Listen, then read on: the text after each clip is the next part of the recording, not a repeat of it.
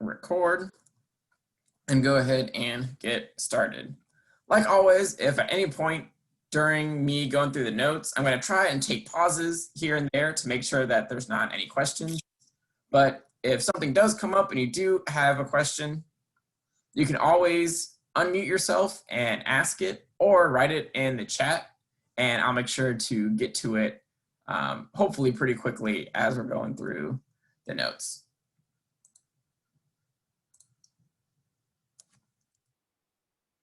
So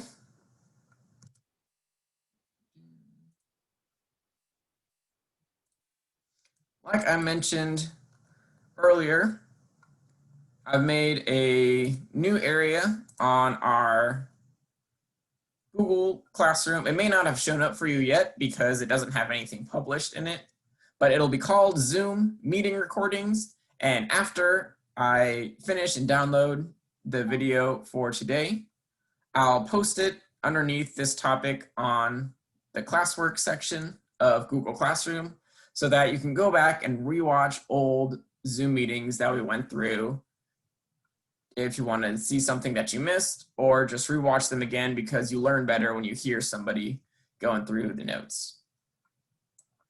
So today we have actually 3 sets of notes that I'm hoping to get through. A quick review of the notes from yesterday on the states of matter, the solids, liquids, and gases. And then some more in-depth discussion on heating curves, because that has to do with your assignment for today, and chemical and physical properties, which will relate to the work that you guys will be doing tomorrow for your daily assignment for your attendance. All right, apologies in advance for not getting these notes posted earlier. I meant to post them last night and totally forgot to do that until a couple people were like, hey, I'm having a lot of trouble with this heating curve worksheet. Are there like some notes we can look at?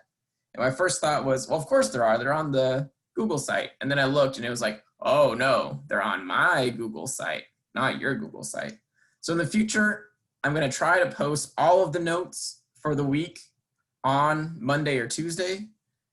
That way you'll be able to look at them and review them. And as the assignments pop up over the course of the week, you'll have some reference point, even if it's something that we haven't quite gotten to talking about in class yet. All right, so we're going to start with our Tuesday notes. Like I said, it seems like a lot of you use these to get through that Tuesday assignment pretty easily without a whole lot of problems. So I'm going to go through these pretty quickly. It's a lot of basic information that you may have kind of somewhere stored in your brain. And the main thing that we're going to focus on is solids, liquids, and gases, and how do we change between these different states.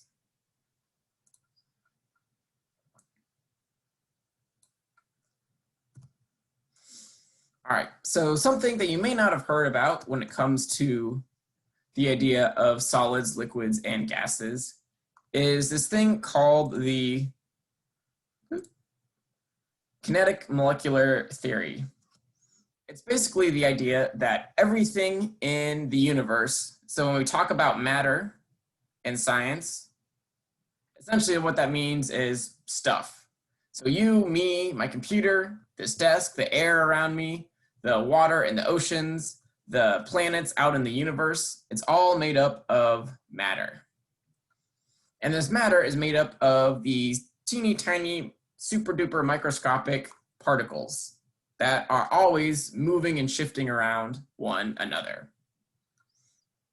So the main thing to know about these particles is that A, everything has it, so it makes up all matter, and B, as the matter gets hotter, as temperature increases, these particles, or the kinetic energy of the matter, move faster. So the higher the heat, the faster the molecules move.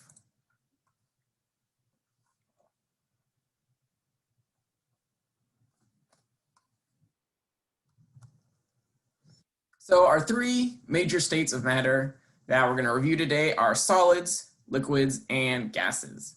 Again, I'm going to go through these kind of quickly since it's sort of basic and there's a lot of stuff we have to get to today that's a little bit more complicated. But as always, if you want to go back and look at these notes, they're posted on the Google site, and you can go back and watch this video later if you want some more clarification there as well. So we'll start off with our solids. So things like the desk that my computer is sitting on, or the lamp over here, or the frozen peas that I have in my freezer. These are all solids. So as you might imagine, in solids, they have a low kinetic energy, or a low energy, so their particles are not moving a whole lot. Maybe they could like vibrate against each other a little bit, but that's it. They're not moving around one another all willy-nilly. So a low amount of energy in solids. Solids have what's called a definite shape and a definite volume, meaning that they will always stay the same shape and take up the same amount of space no matter where you put them, right? So if you look at my little computer mouse here, this is a solid. It's solid plastic with metal and circuits and stuff inside. And it's always going to be the shape of my computer mouse, and it's always going to take up the same amount of space. No matter if I have it next to my computer, or I drop it on the floor, or I place it in a glass of something or in a container, it's always going to stay the same shape because it's a solid. All those little tiny particles down in there are all stuck together. If we give a little bit more energy into our matter, we end up getting a liquid like water or soda. So this has a higher amount of energy, that kinetic energy, that's what the KE stands for. It has higher energy than solids. So in liquids, as you might imagine, things are a lot more fluid. The particles can move around one another a lot more easily. They're not stuck together like solids. But they're not totally separated apart from one another. They stay kind of close to each other. They can just move all around. Liquids have what's called an indefinite shape, meaning that if you take some water and you pour it from your sink into a glass, it's going to fill up and be the circular shape of glass. But if you then pour that into a square Tupperware, it's going to fill up the Tupperware in the square shape. So the shape of the liquid depends on the container that it's in. It'll change its shape depending on where you put it. However, liquids have a definite volume, meaning that there's always going to be a set amount of that liquid. So if you take a cup of water and you dump it into a glass, and then you dump that glass into a Tupperware, and then you dump that Tupperware into a big pot, it's still going to be 1 cup of water. The volume, the amount of the liquid doesn't change. That stays the same. What does change is just what it looks like, what its shape is. So solids, low energy, stuck together. Liquids, higher energy, can move around and take different shapes. And finally, we have our gases, which have the highest amount of energy. So in these guys, the particles are zooming all around each other. Pew, pew, pew, pew, pew. All around. Gases are moving really fast. They're also very far apart from one another. Gas particles are totally separated out. They're moving around. They don't really care what the other particles are doing. One of the cool things about gases is that they have what's called an indefinite shape and volume, meaning that not only will gases fill up whatever area that you put them in, but their volume can also get bigger and smaller, either to fill up the container or depending on the temperature. So if things get hotter or colder, gases can actually increase or decrease their volume. So gases do not have a set shape and volume. Their particles are so far apart and moving around so fast around each other that they fill up whatever area that you put them in, both in shape and in terms of volume. So Solids, low energy, very stable. Liquids, medium energy, more fluid, can take different shapes. Gases, high energy, lots of motion of their particles, separated from one another and totally fill up wherever you put them. Now, when things are solids, liquids, and gases, they're not going to stay that way forever, right? They might if they're in certain areas, but in general, they might change from one to the other. Think like an ice cube isn't going to stay an ice cube its whole life. It's probably going to melt at some point. So we call these changes whenever we go from one of these phases to another one, phase changes. So the main thing that I want you guys to know is just the names for what it's called when we go from one phase to another. So these first couple you've probably heard before: melting, taking something that's solid and heating it up till it melts and becomes a liquid. So like ice, right? You have a block of ice, you heat it up, it turns to water. That's melting. Freezing is going back the other way when you have something that's liquid and then you freeze it and it all condenses together and turns into a solid. So the temperature that this happens at is called either the melting point or the freezing point, depending on if you're getting hotter or if you're getting colder. And that just means the temperature at which that particular matter will change from one phase to another. So for example, in water, the melting point of water is 0 degrees Celsius. So in science, we like to use the metric system, which means we like to use Celsius for recording temperature. So you take a block of ice that's really, really cold. As soon as that ice hits 0 degrees Celsius, it's going to start melting and changing into a solid. Same thing the other way around if you have, or a liquid, excuse me. If you have liquid water, you chill it down really cold. Once it hits 0 degrees Celsius, it'll start freezing and turning into a solid ice. If we have liquid and we want to change it to gas, we can vaporize it, which is like boiling. So you take a big pot of water, put it on a stove, crank up the heat, and eventually all those little bubbles start forming and the water vapor starts coming off. That is vaporization. So that's fast change. You can also have water that changes to water vapor over a longer period of time, and that's called evaporation. So like when there's puddles, like after today or after this week, I think this rain's supposed to stick around for a while. But after this week, there'll be some puddles on the ground, and eventually those puddles disappear. Not because it gets to 200 degrees outside and that water boils away, but because the liquid water slowly changes to gas over time. That's called evaporation. We can also take gas, so the water vapor that's in the air, and go through condensation to change it back to a liquid. So this is what clouds and what rain are a part of. So the water that's out in the atmosphere gets cooled down and those tiny gas particles start clinging together. That forms clouds. And then when the water gets really cooled, those water particles and the clouds become bigger and they fall out of the air as rain. So that's condensation at work, taking that gas, water vapor in the atmosphere and changing it to a liquid.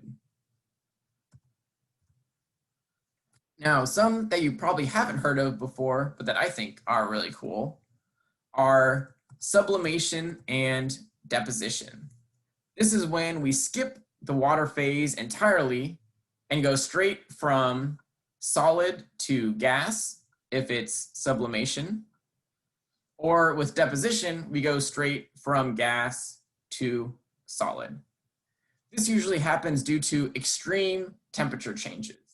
So if you've ever seen dry ice, like at a barbecue or a party or something, you get it in those big coolers and you open the lid and all this smoky looking stuff starts coming out. That's because dry ice is not liquid ice, it's frozen carbon dioxide. So that dry ice is at about negative 140 something degrees Celsius. So when you expose it to the air, it gets so hot that instead of going into a liquid, it skips that step entirely and just starts giving off CO2 as gas.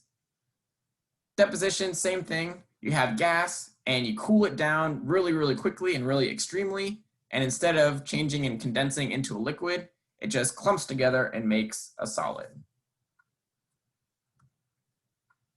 So again, main thing for you guys to know about these phase changes is just what they are called. So we have our solid that can melt and turn into a liquid. That liquid can then evaporate or vaporize or boil and become a gas. We can condense that gas back down into being a liquid.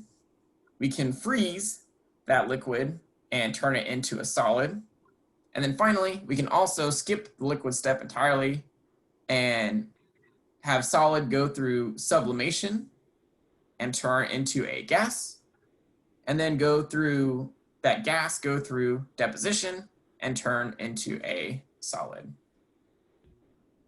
So this was the main thing that worksheet from yesterday was about, is just what are the main states of matter and what's it called when we go in between them.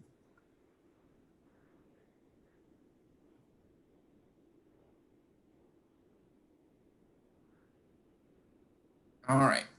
Any questions about solids, liquids, gases, or the phase changes when we change from one to the other?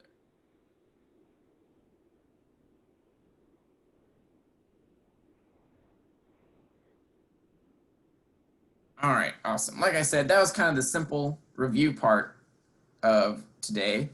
So the next part has to do with those heating curves that if you've looked at your Wednesday assignment already, you saw and went like, what the heck is this thing? I have no idea what's going on right here. And that's because the heating curves can be a little bit tricky. So let's take a look at how do we read that type of graph? All right, so that was states of matter notes. We're moving on to our heating curves notes.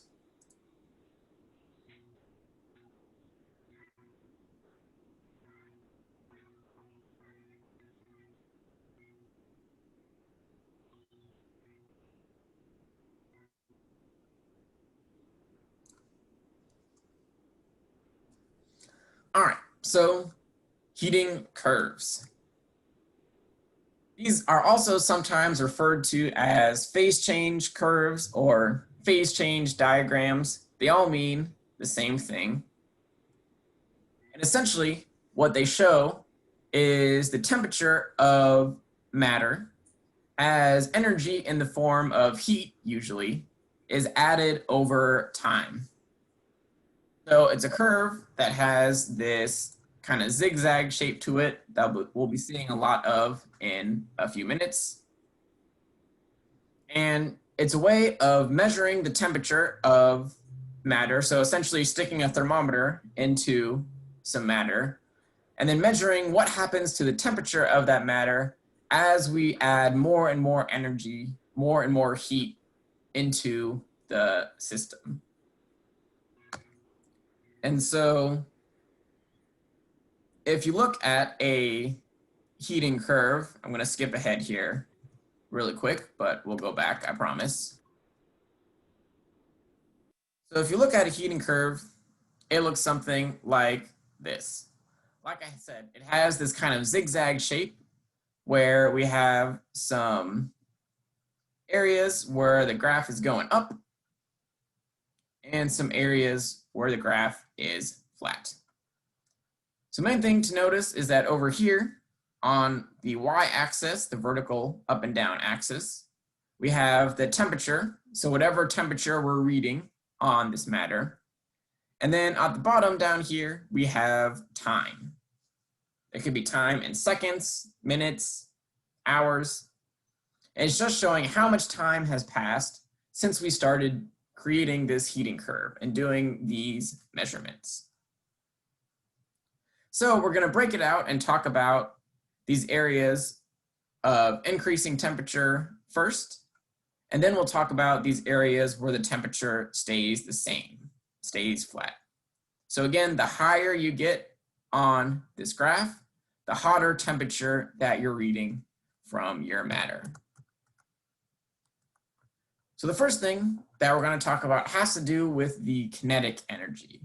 So you may remember from a few minutes ago, we were talking about how kinetic energy has to do with those tiny particles and how fast they are moving. And things like solids, where the particles are mostly stuck together, there's not much kinetic energy. And things like gases, where the particles are moving around really fast, there's a lot of kinetic energy. And you may recall I mentioned that as you increase the temperature of your matter, that makes the particles move faster and faster. And it means that you're increasing the kinetic energy of that matter. And so this means that you have matter, it's in a certain state, but its energy, its temperature is going up and up and up. Its particles are starting to move faster and faster and faster. So there are three areas on our heating curve where we see these temperature going up and the kinetic energy increasing. So there's this little section down here, right here, this middle section right here, and this top section right here. So if you imagine that we start off at the very beginning of this recording and we have a big block of ice, right? We take a thermometer, stick it in that block of ice, and then put it on a stove. So we start heating that block of ice up. So if we're at negative, say 20 degrees Celsius, that ice will start getting warmer and warmer and warmer. So we're heating it up as it's a solid, right? It's still ice. It's still, all the particles are stuck together. We've got a solid object. But it's getting warmer and warmer and warmer. It then goes through this period where the temperature stops going up because we're changing from ice to water. And we'll talk about that in a little bit more detail in a second. But we have this change going on from solid to liquid. So we're melting, right? Going from a solid over here to a liquid over here. So while the ice is melting, the temperature stops going up. Once all the ice is gone and we now have liquid water over our stove, the temperature starts going back up and up and up once again. So for water, that change, that melting, like I mentioned before, happens at 0 degrees Celsius. And then once all that ice changes to water in its liquid form, the temperature starts climbing once again. So the particles are moving faster, that kinetic energy is going up, and the temperature is going up too. Once we reach the boiling point, which for water is 100 degrees Celsius, so that's the nice thing about water. It's really easy to remember. It melts at 0 and it boils at 100 when we're talking about Celsius. Again, now we're going through vaporization, right? We're boiling the water. And so this big flat section right here, the temperature stops going up because we're taking all of that liquid water and turning it into steam, turning it into water vapor. Only when all of that liquid water has boiled away and vaporized away and turned into gas, then the remaining gas that's left over, that's right around your burner, will start to increase in its temperature as well. So that's what's happening in these three areas where the temperature is going up. We're in a state, so we're either a solid down here, a liquid right here, a gas right here,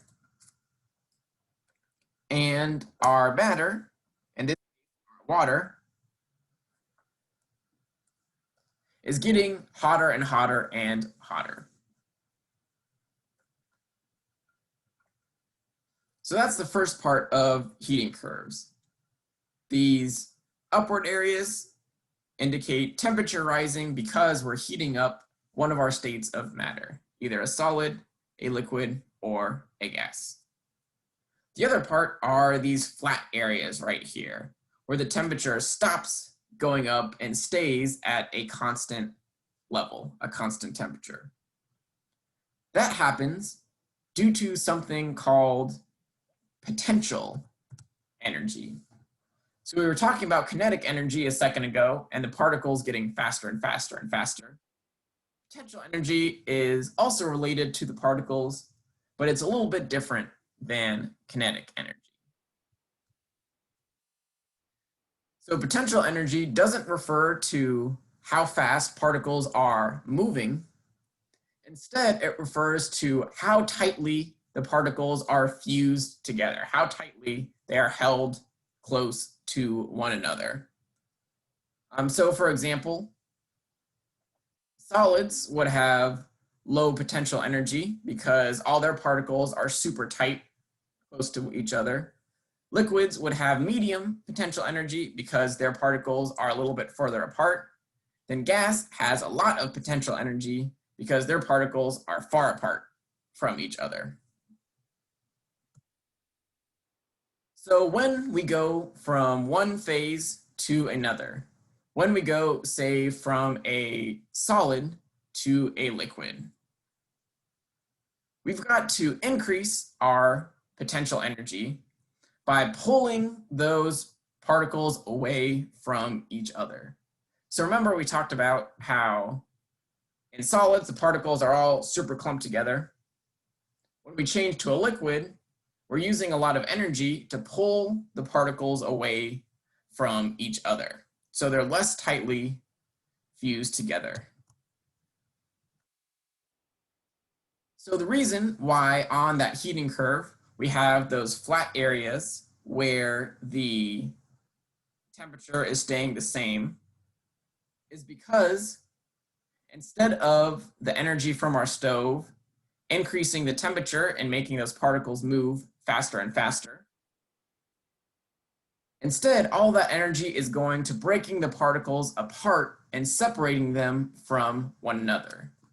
So during these phase changes, instead of speeding up, the particles are getting farther apart. That doesn't cause the temperature to go up, which is why we see those flat areas on the heating curve. So potential energy has to do with how tightly stuff is packed in. It takes a lot of energy to pull particles apart from one another in order to go from a solid to a liquid or from a liquid to a gas. And so while that pulling apart is happening, the temperature stays the same. So that's where the flat parts on our heating curve come from. Down here, we're changing from a solid, so in this case, it's a solid block of ice over here.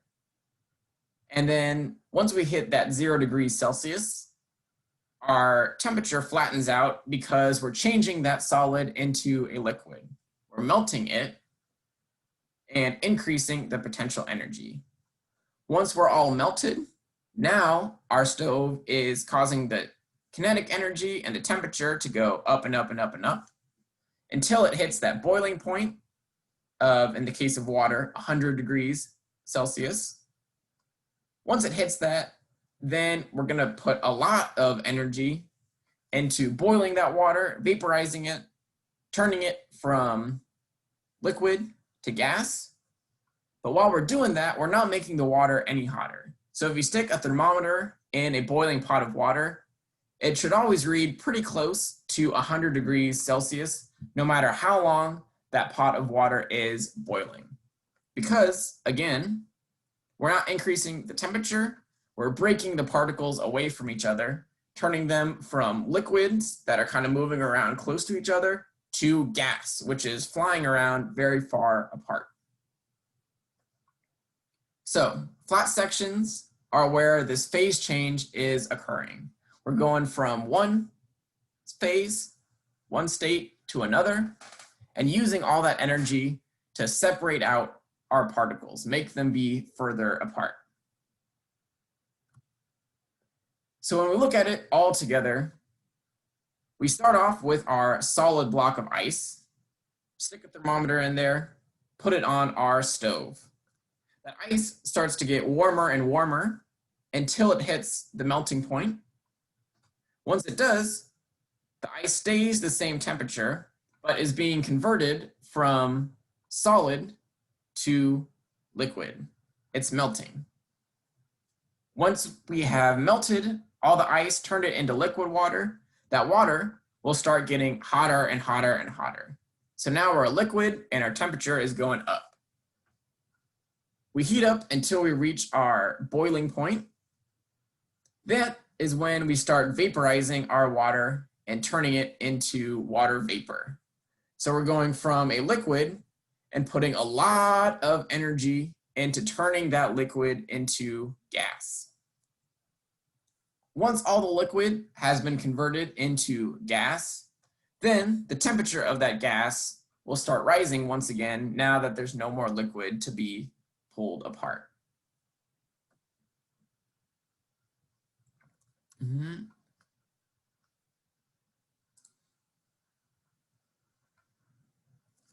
All right, so like I said, heating curve can be a little bit tricky. Any questions, any concerns, any confusion about the different parts of the heating curve? Anybody want me to go over one of the parts again or explain one of the sections in more detail? Anything like that?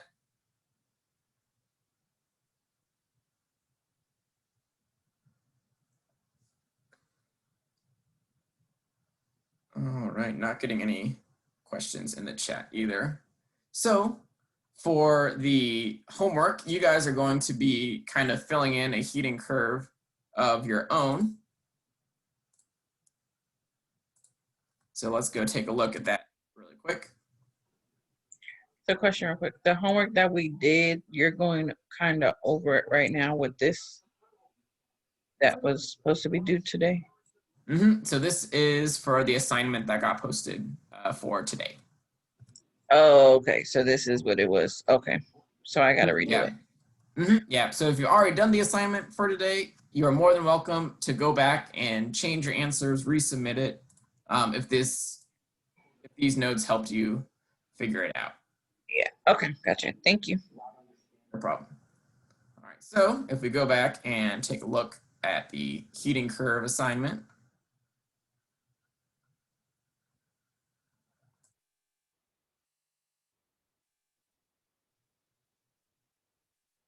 For that one, do we do both of them? Do we submit it and then do this one? No, both are the same. So whether you do it on the Google Doc or the Google form, it's the same thing, same set of questions. So you only have to do one or the other. Oh, okay. Because I've been doing both. Okay. All right. That's totally fine. Okay. Yeah, on that, I know when I looked on mine said it was missing. Yeah, so if you do the Google form version, so the one that looks more like... The one I've been sent to you? Yeah, that one. So when you do this one, the one downside of it is that it doesn't tell Google Classroom when you submit it. It sends an email to me telling me that you did it, but it doesn't tell Google Classroom that it's done. So after you do it and you click submit down here at the bottom, you are free to go onto Google Classroom and physically mark it as being done.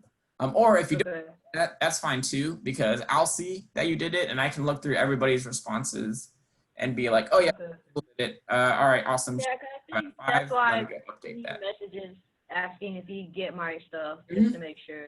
Yeah. There are a lot of people that do that, and if you want to do that, that's totally fine if you want to double check that stuff.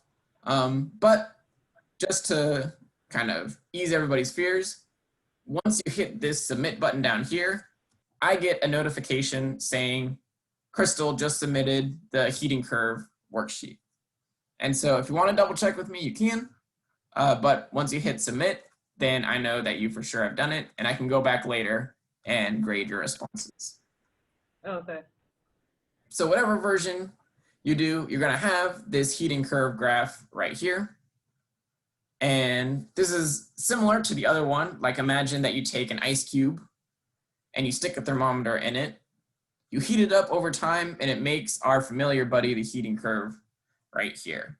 Only instead of having all the different states and changes labeled, we just have labels that are at kind of our different parts, our different segments right here. And so all of the questions have to do with relating back to what's going on during one of these parts. So either describing, okay, from A to B, we've got this line going up right here. What does that mean? What's happening here? The next question says, all right, between B and C, what's going on? Why is it flat? What's happening to our ice cube? So those are the kind of questions it's asking, just about either at certain points, what sort of state are we in, or between two different points, what's happening. So hopefully, if you go back and take a look at our heating chart that we went over a second ago,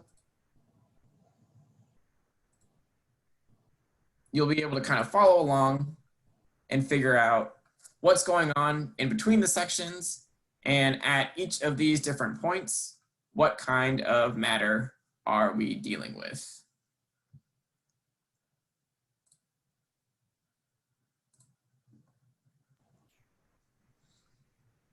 All right, I know. This helped out a lot because I was like lost doing this assignment. I was Yeah. like, what? Yeah, that's the one downside. You wasn't the only one.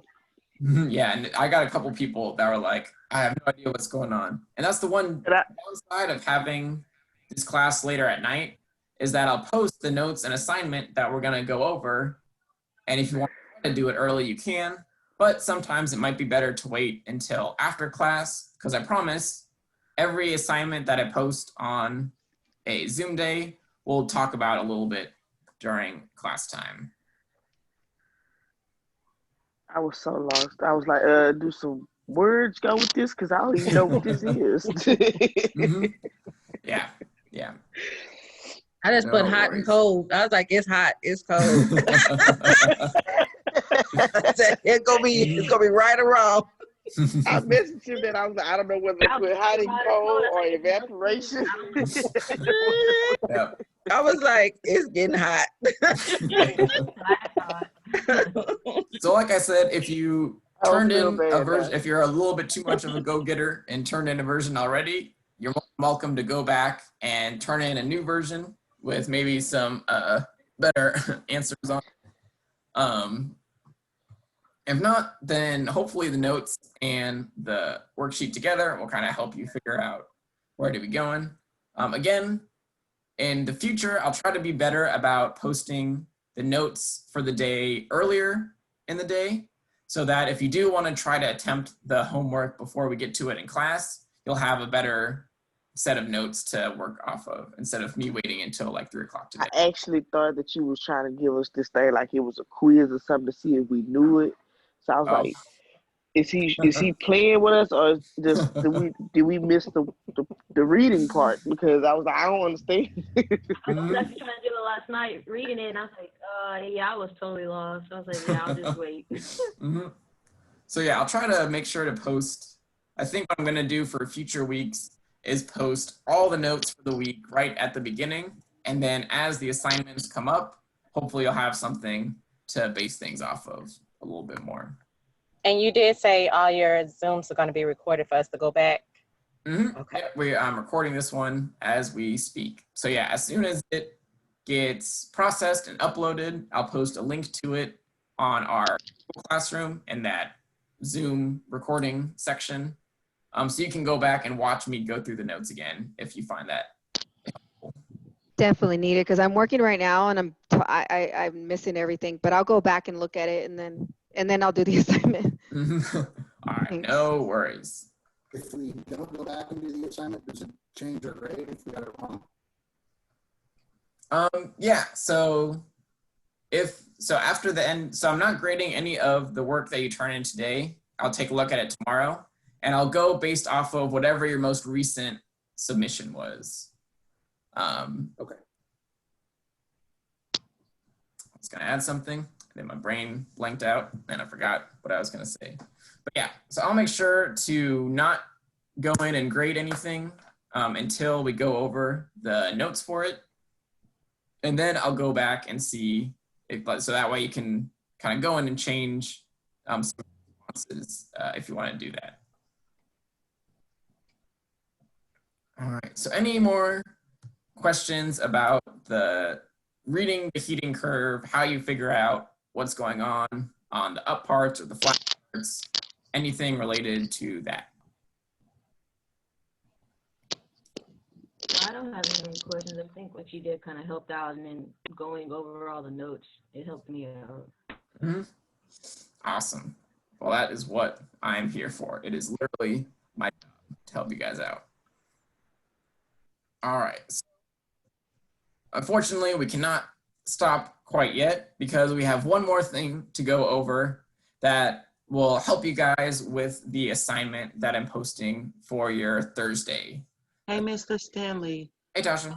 I have a question. The assignment, because I've just been really pretty much all over the place. I'm trying to Sure. make sure my kids are squared away. I have a pre-K guy in the house, and it's a lot going on. So what happened was I didn't get to get in on the last week's Zoom thingy, and I just wanted to know, like, how long do we have, like, to do as far as, like, the assignments that you So as long, good question. As long as you can get the assignments into me within like 1 to 2 weeks of them being posted, then totally fine by me. Especially the first couple weeks, there are a couple people who it's been extra crazy for. And honestly, I don't care how you get it to me or how late it is, just as long as you get it to me at some point. Because all of these assignments that not only count for the daily attendance stuff, they also are what I'm grading to give you your grade in the class. And so turn in something, grade. So don't worry about it being late or anything like that. If you miss it on the day it's due, just get it into me whenever you can, and I'll be more than happy to accept it and grade it. Okay, and also, like, so if we're having to miss at any point in time for some reason, how does that work as far as attendance-wise and grade-wise, I guess? Because I know with my older guys that I have here in the house that's in school, the way their school systems work, because they're with the Round Rock ISD, is if they actually, if they can't do the Google Meet, that their teachers actually, like, I guess, will give them that absent, you know, they'll, if they are able to complete the assignments for that particular class, they're actually giving them the credit as far as for being in attendance. So yep, I didn't we are know how that doing worked. the same thing here. So on days that you can't make it to the meeting, or like this is a Monday, Wednesday class, but you still have attendance for Tuesday, Thursday. And so the way we do those is through those daily assignments. So every single day of the week for a school week, I'll post one assignment a day. And on Tuesdays and Thursdays, all you have to do is that assignment, and then you get your attendance for that day. On Mondays and Wednesdays, you can get attendance by coming to the Zoom class or by doing one of those daily assignments. But if you don't make it to the Zoom, you can still do an assignment. And if you turn it in on the same day, then you get attendance credit. Oh, okay. Perfect. Gotcha. Thank you. No problem. Good question. All right. So the last thing that we're going to go over is a little bit of a shift from kind of this phase changing heating stuff that we've been talking about but some of it still relates. And it has to do with properties of matter. So different things about solids, liquids, and gases that we can either observe or that we can use to do chemical reactions and stuff like that. So it sounds kind of complicated, but I promise it is a lot simpler than it sounds. All right. Screen sharing. All right, so our final set of notes for today is chemical and physical properties.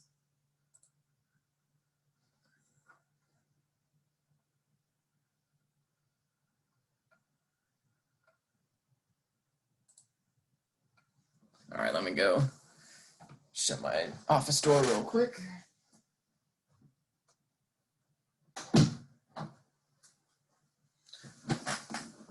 All right, so we talked about matter, right? This is just our fancy science word for stuff, things. And we can classify matter not just based on, is it a solid, is it a liquid, is it a gas, but there are a whole host of other ways that we can organize and classify matter. These have to do with physical properties and changes that matter can go through, as well as chemical properties and changes. So the first one is probably the most basic and straightforward one to understand, and that is a physical property of matter. So this is a characteristic of a substance that can be observed without altering what it is. Essentially, that just means something that you can see, smell, hear, taste, or feel about matter. It can also be things like how big it is, what its density is, if it is a solid or a gas.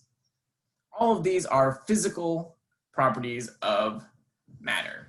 So if you could use it to separate out mixtures, so things like size, if you want to separate big pieces from small pieces, or color, if you want to separate out the blue marbles from the red marbles from the green marbles.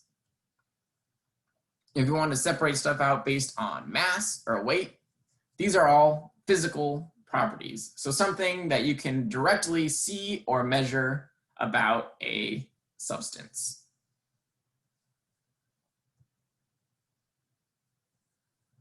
So some physical properties of matter.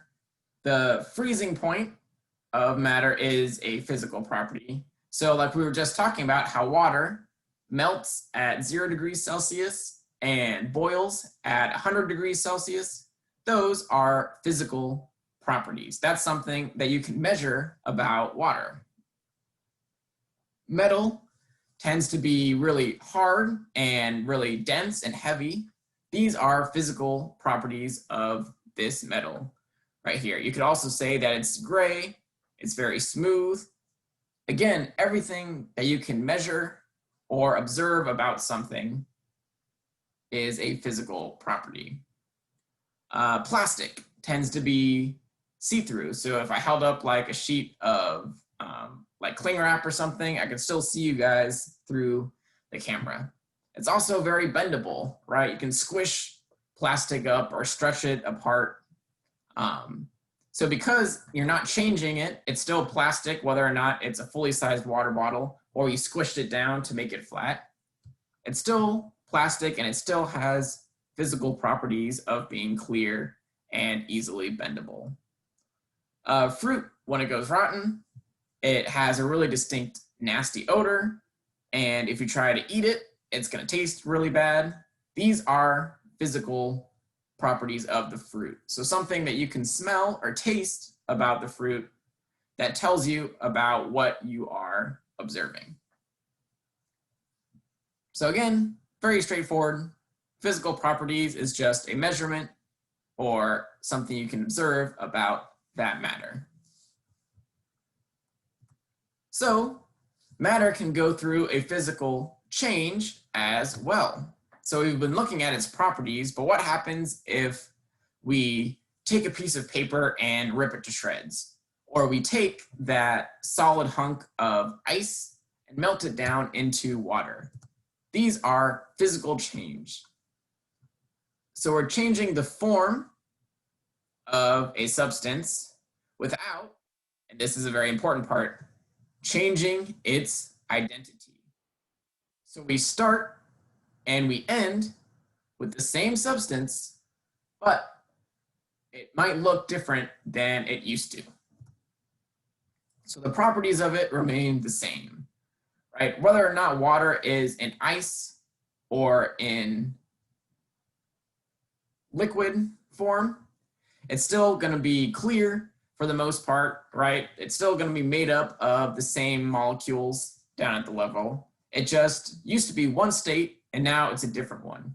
It's still water, so its identity is the same, but it looks a little bit different when we melted it from ice to liquid. So melting stuff, dissolving stuff. So like when you put some sugar in your coffee in the morning and stir it around, the sugar doesn't just disappear, because if it did, then your coffee would taste the same, or it would taste really gross. Instead, the reason it tastes sweeter is because the sugar is still there. It just went from big sugar crystals that you can see to tiny, tiny, tiny sugar crystals that you can't see, but is floating around in your coffee and will hit your taste buds in your tongue and make that coffee taste a little bit sweeter. Grinding, so if you like grind down some metal, or if you put like a whole bunch of wood through a wood chipper and grind it all up and shoot out the sawdust out the end, that's still wood that you're shooting out. We haven't changed that wood into metal or glass or something, but it just looks different. Same thing, like I mentioned, when you put paper through a paper shredder, you have some important documents that you want to get rid of. It shreds all that paper up, but you still have a box of paper at the bottom. It just now is in tiny little pieces. So I mentioned some of these are examples that I've already mentioned, but like putting wood through a wood chipper, again, we start with big pieces of wood, we end with tiny pieces of wood. It's still wood. We haven't changed what type of substance it is. It just went through a physical change and now looks different than it did before. Same thing with melting or boiling water. We take a pot of water and we put it on the stove, and eventually it starts boiling and a whole bunch of gas goes up in the air. That's still a physical change because water vapor and liquid water are the same chemical. We haven't changed chemicals. It just looks different than it used to.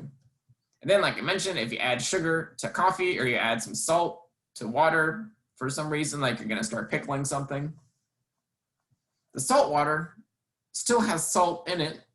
It's just that that salt, when it dissolves, it turns into tiny microscopic salt particles instead of the big chunky salt particles that you can see. But the salt is still there. It didn't change into any other chemical. It just went from big piece to tiny piece. What happens though if we do change the chemical structure of what we're working with? What if we start with one chemical and end up with a different one? That is when we have chemical change. So we change the identity of a substance. We started off with one thing, but we had some sort of chemical reaction happen, and now we have a different thing. So when that happens, the properties change, right? Your ending chemicals are different, so they're going to have different properties than your starting chemicals. So usually, signs that a chemical change happen are if you get a color change, like if you're mixing some clear liquids and then all of a sudden it turns purple. That could be because your chemicals changed and now reflect purple light. If we get a new gas formed, so again, this is not turning liquid water into gas water. That's still a physical change. But like when you drop an Alka-Seltzer tablet into water and all those bubbles start fizzing up, that's because the coating of the Alka-Seltzer is chemically reacting with the water and causing a chemical change that's causing little gas bubbles to be given off. Light or heat being created. So for example, burning and combustion is a great example of chemical change, right? You put a whole bunch of gasoline in your car, then you run your car for a little while, and hopefully, if your car is working okay, there should not be gasoline coming out of your exhaust pipe. If there is, you got a big problem on your hands. Instead, all that gasoline gets turned into heat and water and carbon dioxide and carbon monoxide. And that is what is coming out of your tailpipe, your exhaust pipe at the back. Same thing with rusting. So the reason why, if you take some metal, leave it outside in the elements for a couple months or maybe some years, and it gets all brown and rusty in there, is because the iron that was in your metal had a chemical reaction with the air and the water that's around it and caused rust, also known as iron oxide, which is a new chemical form. And so rust is brownish and flaky, which is different from the iron that used to be in that metal, which was smooth and shiny. So chemical change, we start with one set of substances and we end up with a different set of substances, something that has new properties and is different from our original chemicals. So burning, whether that's an engine in a car or setting a wood pile on fire or causing like an explosion to happen, that all happens due to chemical changes, right? In the case of a fire, we take wood and heat, and once the wood catches on fire, that wood is being changed into carbon dioxide, which is going up into the air as smoke, and ash, which is what's going to coat the bottom of your fire pit. Those are chemically different from the wood that you put into your fire pit and were burning. Same thing with the rust. So all this brownish stuff on these chain links right here turned brown because of a chemical change between the iron and the oxygen in the air, forming what's called iron oxide or rust. And then again, taking an Alka-Seltzer tablet and putting it in water, you get all these little gas bubbles formed. And that's because of a chemical change between the medicine and the Alka-Seltzer and the water that you dropped it into.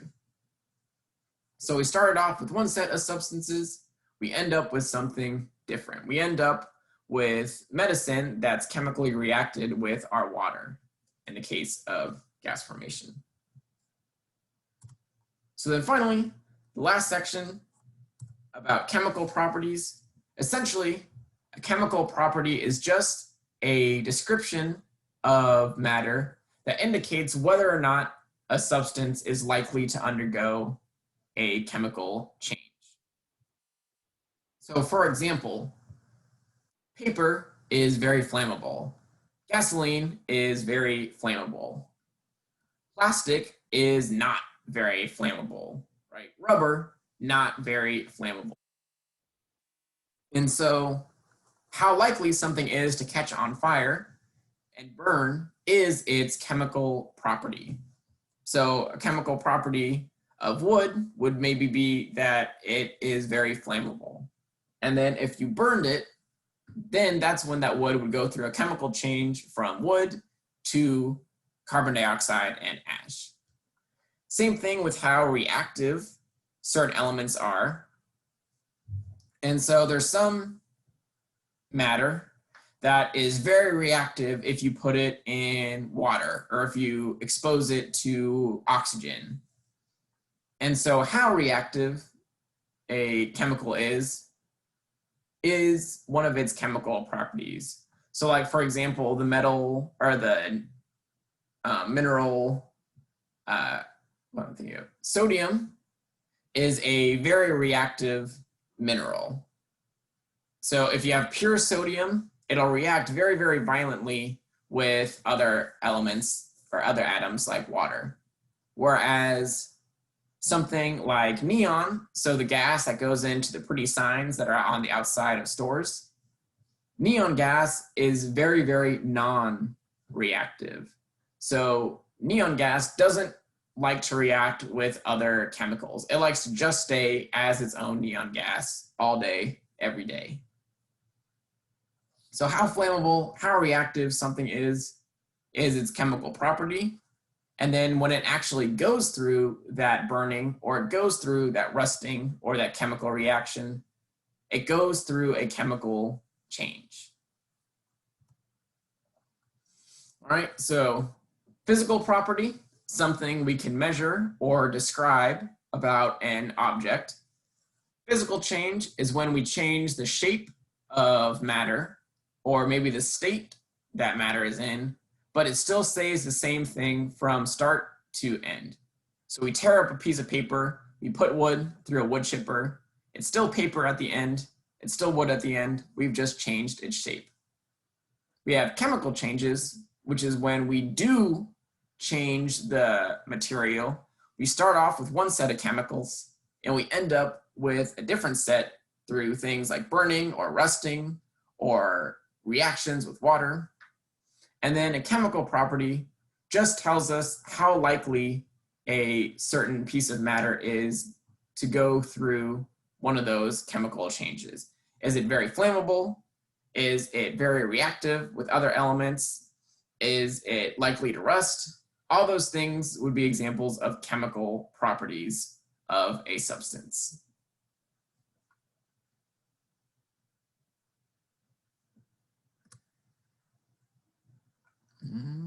Right, that brings us to the end of that set of notes. Any questions about physical, chemical properties, changes? Yes, Rebby, go for it. I got a question. I've had this argument my whole life, even with my grandma and them. Okay. So I understood everything you just said. So let's say we take some water and we add a pack of Kool-Aid and some sugar to it, right? Is it still water? Yes. Okay, that's all I want So to know. essentially, what happens when you add the Kool-Aid and the sugar is that those particles that are in the big clumps that you can see and feel in the little packet, when you dump them into the water, they become super spread out and they turn into tiny little microscopic particles. And so essentially what you just have is a mixture of water, Kool-Aid, and sugar. So all those particles are floating around one another. And when you drink it, you get them all at once because they're all kind of very evenly distributed. But the Kool-Aid does not react with the water in any way. And the sugar doesn't react with the Kool-Aid or the water. So it just becomes a mixture of water, Kool-Aid, and sugar that you then drink, and you get all that stuff at once. But nothing has changed, right? The water is still, there's still water molecules, there's still molecules all floating around in there. So that would be a physical change. We took stuff that was in big clumps, like the Kool-Aid and the sugar molecules, and just turned it into tiny little microscopic clumps. So you're just drinking colored water. Well, yeah, and whatever, like mixture. Kind of like what it sounds like Kool-Aid. colored water. Right. He just explained it's like you're drinking colored water. That's all you're drinking with some sugar in it to make it taste good. The floaty little particle, that makes sense, because then it's also going back to how we were talking about from a solid and how it just, or like, you know, how it just stays still, it just transforms into the cylinder that it is or whatever you put it in. It still makes sense. Yeah, I mean, it's the same Same thing for tea? Yep, same thing for tea. Oh, dang. Coffee or soda. So we're just drinking I don't agree with that. I don't agree with the same thing as the tea. Right. Because That's how I tea feel. starts off as a I flower, don't think as you a can herb. do like coffee. Come on. Hey, now when you add the water to it, then it becomes a tea. Because at first it's a flower. Yep, at first it's it makes, flour. you pick it. So it's a chemical change, right? Nope. No? Essentially what the water does is it pulls all of the flavor compounds out of the leaves or the coffee grounds in the case of if you're doing coffee. But you ain't drinking the leaves. You just drinking water. Right. Right. But Exactly. so essentially it just moves these flavor compounds that used to be in the leaves into the water. So it doesn't do any sort of chemical change with those flavors. And the tea leaves still stay as tea leaves, right? They don't burn up or they don't like have a reaction with the water.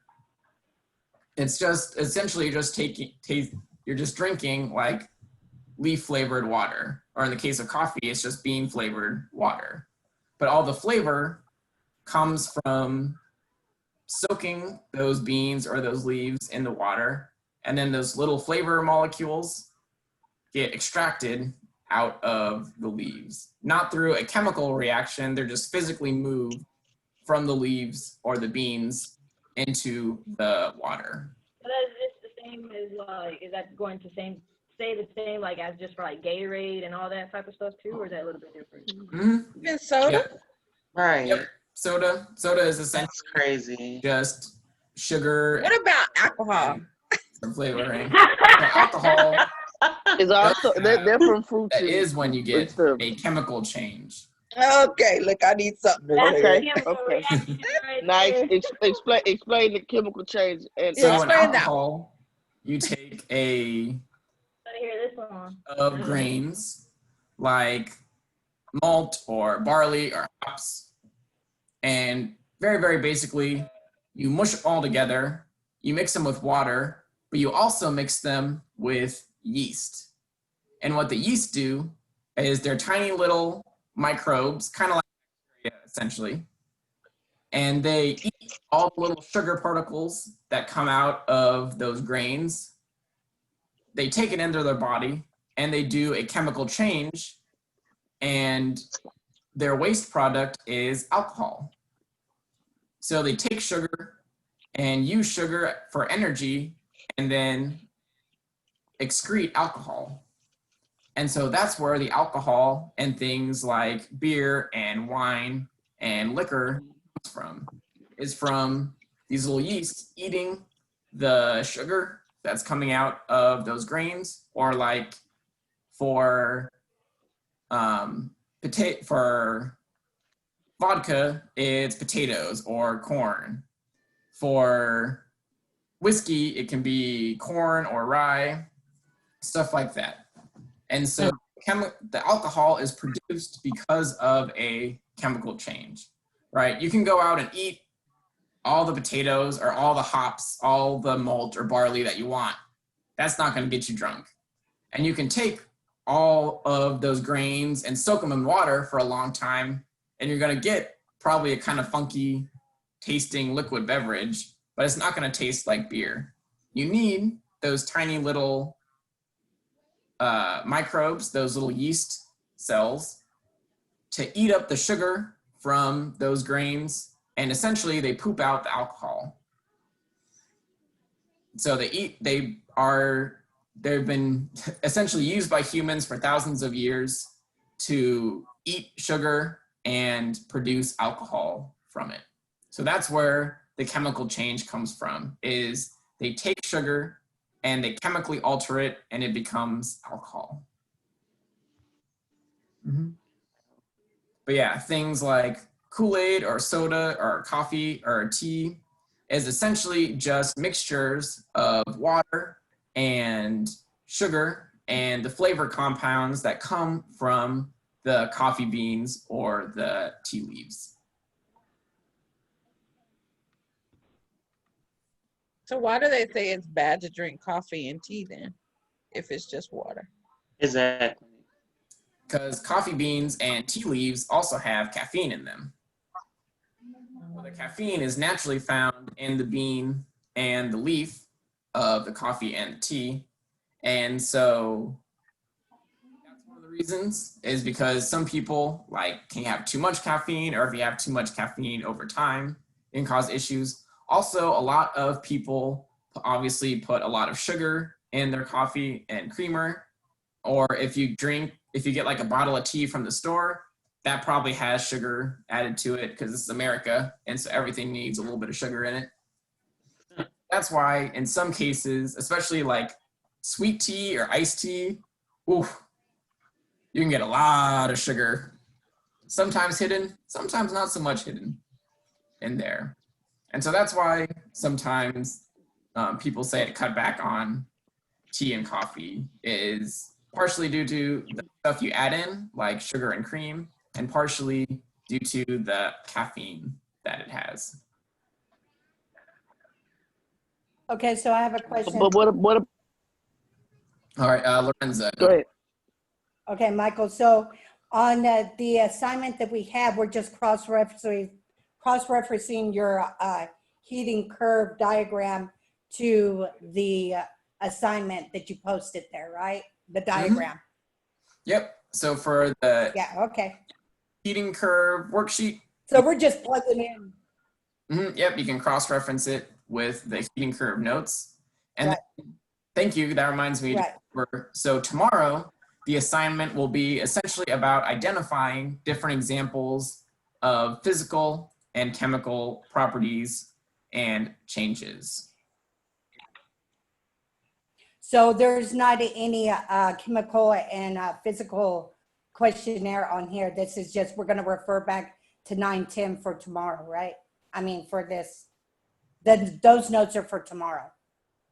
Right, the notes that we just went over about the properties and changes will go with The chemical and physical. tomorrow worksheet. Exactly. Right, I got you. So this is Okay. what the worksheet will look like, or again, if you're on the Google form, it will look a little bit different, but still have the same information on it. So for the first part, you're going to write down 3 physical properties and 1 chemical property. That would make sense for like a piece of wood. So think about like a log that you might find in your backyard or from like a fallen tree or something like that, and record 3 physical and 1 chemical properties. And then the next pieces essentially just ask you to, for this next part, indicate whether something is a chemical change, or excuse me, a chemical property or a physical property. And so if you do it on the Google Doc, you'll just write down C or P if something is a chemical or physical property. If you do it on the Google form, then you just have to check off whether or not something is a chemical or physical property. And then the second part of the worksheet, it has to do with chemical and physical changes. So it's essentially the exact same setup, only this time you'll be writing down whether or not one of the changes that's described is a chemical change or a physical change. So that is what the assignment will look like for tomorrow. Again, you can always go back and reference it with our notes that we just went over today.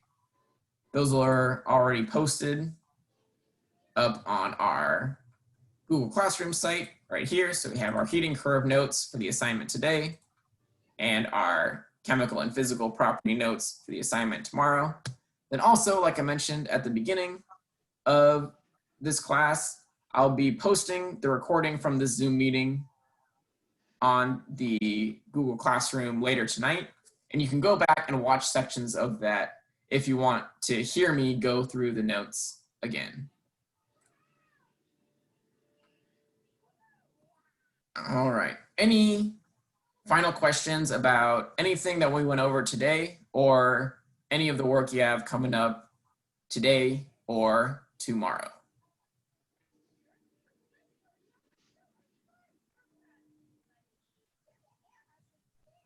Check the chat.